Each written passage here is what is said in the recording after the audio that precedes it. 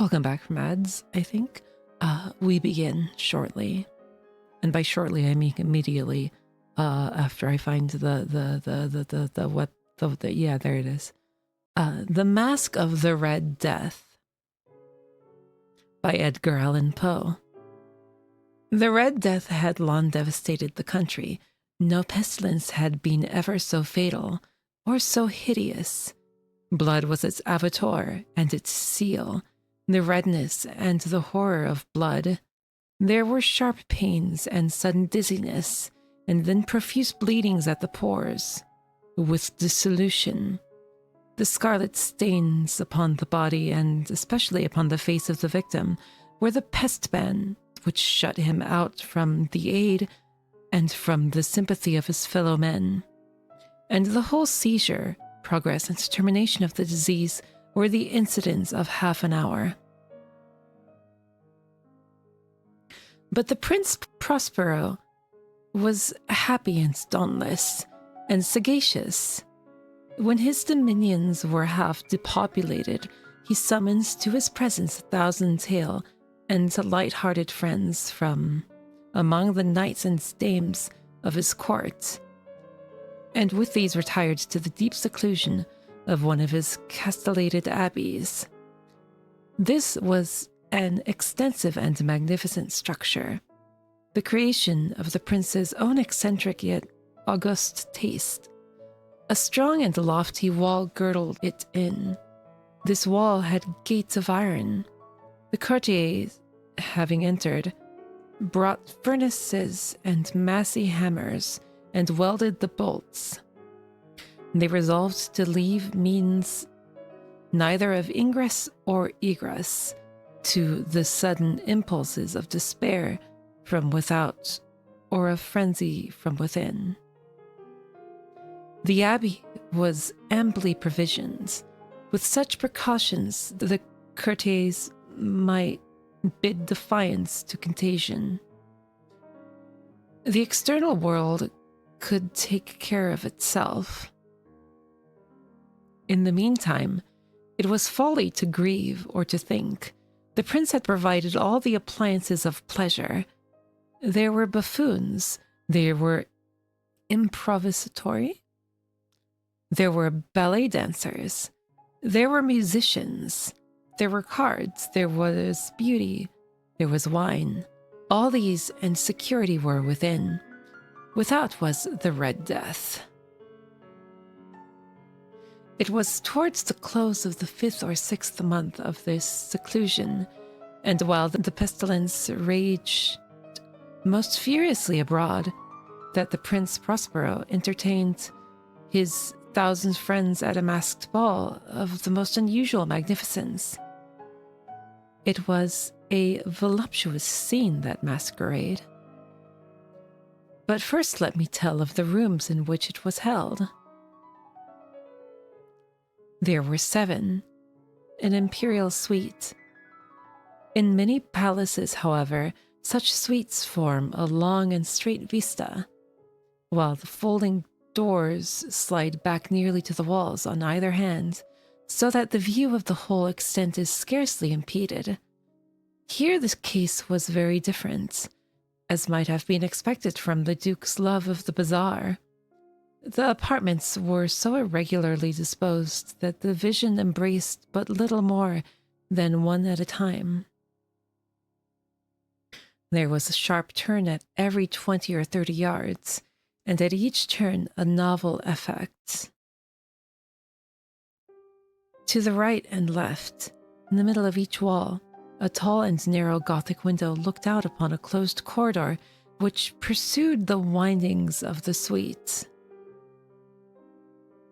These windows were of stained glass, whose color varied in accordance with the prevailing hue of the decorations of the chamber into which it opened. That at the eastern extremity was hung, for example, in blue, and vividly blue were its windows. The second chamber was purple in its ornaments and tapestries, and here the panes were purple.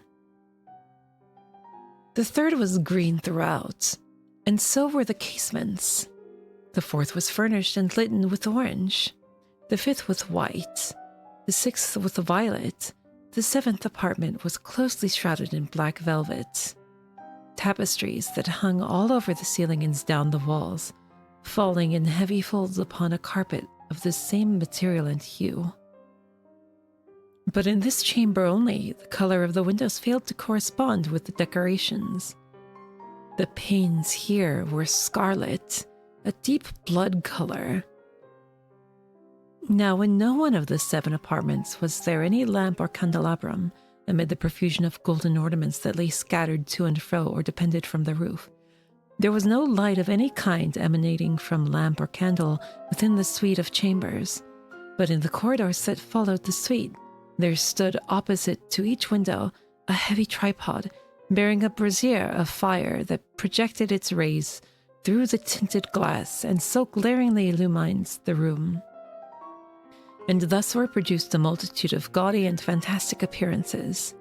But in the western or black chamber, the effect of the firelight that streamed upon the dark hangings through the blood-tinted panes was ghastly in the extreme, and produced so wild a look upon the countenances of those who entered that there were few of the company bold enough to set foot within its precincts at all.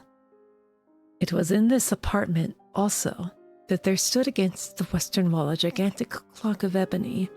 Its pendulum swung to and fro with a dull, heavy, monotonous clang, and when its minute hands made the circuit of the face, and the hour was to be stricken, there came forth from the brazen lungs of the clock a sound which was clear and loud, and deep and exceedingly musical, but of so peculiar a note and emphasis that, at each lapse of an hour, the musicians in the orchestra were constrained to pause momentarily in their performance, to hearken to the sound, and thus the waltzers perforce ceased their evolutions, and there was a brief disconcert of the whole gay company, and, while the chimes of the clock yet rang, it was observed that the giddiest grew pale, and that the more aged and sedate passed their hands over their brows, as if in confused reverie or meditation.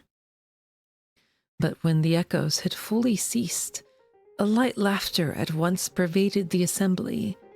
The musicians looked at each other and smiled as if at their own nervousness and folly, and made whispering vows, each to the other, that the next chiming of the clock should produce in them no similar emotion, and then, after the lapse of 60 minutes, which embrace 3,600 seconds of the time that flies, there came yet another chiming of the clock, and then were the same disconcert and tremulousness and meditation as before.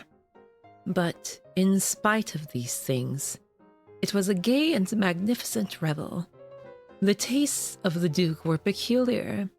He had a fine eye for colors and effects. He disregarded the decora of mere fashion.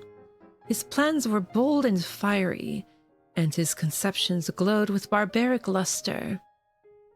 There are some who would have thought him mad. His followers felt that he was not. It was necessary to hear and see and touch him to be sure that he was not. He had directed in great part the movable embellishments of the 7 chambers upon occasion of this great fete, and it was his own guiding taste which had given character to the costumes of the masqueraders. Be sure they were grotesque. There were much glare and glitter and piquancy and phantasm, much of what has been since seen in Hernani. There were arabesque figures with unsuited limbs and appointments. There were delirious fancies, such as the madman fashions. There was much of the beautiful, much of the wanton, much of the bizarre, something of the terrible, and not a little of that which might have excited disgust. To and fro in the 7 chambers there stalked, in fact, a multitude of dreams, and these, the dreams, writhed in and about, taking hue from the rooms, and causing the wild music of the orchestra to seem as the echo of their steps. And anon there strikes the ebony clock which stands in the hall of the velvet. And then, for a moment, all is still, and all is silent, save the voice of the clock. The dreams are stiff frozen as they stand, but the echoes of the chime die away. They have endured but an instant, and a light, half-subdued laughter floats after them as they depart.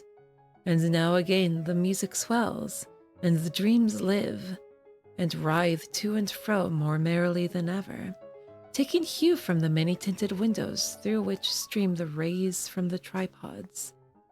But to the chamber which lies most westwardly of the seven, there are now none of the maskers who venture, for the night is waning away, and there flows a ruddier light through the blood-colored panes, and the blackness of the sable drapery appalls. And to him whose foot falls upon the sable carpet, there comes from the near clock of ebony a muffled peal, more solemnly emphatic than any which reaches their ears who indulge in the more remote gaieties of the other apartments. But these other apartments were densely crowded, and in them beat feverishly the heart of life. And the revel went whirringly on, until at length was sounded the 12th hour upon the clock, and then the music ceased, as I have told, and the evolutions of the waltzers were quieted, and there was an uneasy cessation of all things as before. But now there were 12 strokes to be sounded by the bell of the clock, and thus it happened, perhaps, that more of thought crept, with more of time, into the meditations of the thoughtful among those who revelled. And thus again it happened, perhaps, that before the last echoes of the last chime had utterly sunk into silence, there were many individuals in the crowd who had found leisure to become aware of the presence of a masked figure which had arrested the attention of no single individual before. And the rumor of this new presence having spread itself whisperingly around, there arose at length from the whole company a buzz, or murmur, expressive at first of disapprobation and surprise, then finally of terror, of horror, and of disgust. In an assembly of phantasms such as I have painted, it may well be supposed that no ordinary appearance could have excited such sensation. In truth, the masquerade license of the night was nearly unlimited. But the figure in question had out-Heroded Herod, and gone beyond the bounds of even the prince's indefinite decorum. There are chords in the hearts of the most reckless which cannot be touched without emotion. Even with the utterly lost, to whom life and death are equally jests, there are matters of which no jest can be properly made. The whole company, indeed, seemed now deeply to feel that in the costume and bearing of the stranger neither wit nor propriety existed. The figure was tall and gaunt, and shrouded from head to foot in the habiliments of the grave. The mask which concealed the visage was made so nearly to resemble the countenance of a stiffened corpse that the closest scrutiny must have had difficulty in detecting the cheat. And yet all this might have been endured, if not approved, by the mad revellers around. But the mummer had gone so far as to assume the type of the Red Death. His vesture was dabbled in blood, and his broad brow, with all the features of the face, was besprinkled with the scarlet horror. When the eyes of the Prince Prospero fell upon this spectral image, which with a slow and solemn movement as if more fully to sustain its role, stalked to and fro among the waltzers. He was seen to be convulsed. In the first moment, with a strong shudder, either of terror or distaste, but in the next, his brow reddened with rage. "Who dares?" he demanded hoarsely of the group that stood around him. "Who dares thus to make a mockery of our woes? Uncase the varlets, that we may know whom we have to hang tomorrow at sunrise from the battlements. Will no one stir at my bidding? Stop him and strip him, I say, of those reddened vestures of sacrilege." It was in the eastern or blue chamber in which stood the Prince Prospero as he uttered these words. They rang throughout the 7 rooms loudly and clearly, for the prince was a bold and robust man, and the music had become hushed at the waving of his hands. It was in the blue room where stood the prince, with a group of pale courtiers by his side. At first, as he spoke, there was a slight rushing movement of this group in the direction of the intruder, who at the moment was also near at hand, and now, with deliberate and stately step, made closer approach to the speaker, but from a certain nameless awe, with which the mad assumptions of the mummer had inspired the whole party, there were found none who put forth hands to seize him, so that, unimpeded, he passed within a yard of the prince's person, and, while the vast assembly, as if with one impulse, shrank from the centers of the room to the walls, he made his way uninterruptedly, but with the same solemn and measured step which had distinguished him from the first, through the blue chamber to the purple, through the purple to the green, through the green to the orange, through this again to the white, and even thence to the violets, ere a decided movement had been made to arrest him. It was then, however, that the Prince Prospero, maddened with rage and the shame of his own momentary cowardice, rushed hurriedly through the 6 chambers, while none followed him on account of a deadly terror that had seized upon all. He bore aloft a drawn dagger, and had approached in rapid impetuosity to within 3 or 4 feet of the retreating figure, when the latter, having attained the extremity of the velvet apartment, turned suddenly round and confronted his pursuer.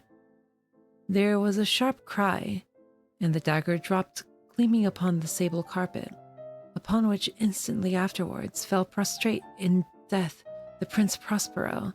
Then, summoning the wild courage of despair, a throng of revelers at once threw themselves into the black apartment, and, seizing the mummer, whose tall figure stood erect and motionless within the shadow of the ebony clock, grasped in unutterable horror at finding the grave cerements and corpse-like mask which they handled with so violent a rudeness, untenanted by any tangible form.